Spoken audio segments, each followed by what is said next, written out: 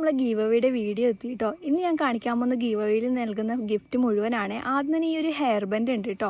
ഈ ഒരു ഹെയർ ബാൻഡും അതുപോലെ തന്നെ ഫസ്റ്റ് വിന്നർക്ക് നൽകുന്നത് ഈ ഒരു കീ ചെയിനും, ഇതിൻ്റെ കൂട്ടത്തിൽ ഒരു ഹെയർ ബാൻഡും കൂടി ഉണ്ട്.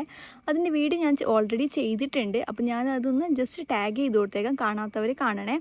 ആൻഡ് സെക്കൻഡ് ഗിഫ്റ്റ്, അതായത് സെക്കൻഡ് വിന്നർക്കുള്ള ഗിഫ്റ്റ് എന്ന് പറയുന്നത് ഈ ഒരു ഹെയർ ബാൻഡും അതുപോലെ തന്നെ ഈ ഒരു ഡോളും കൂടിയാണ് കേട്ടോ.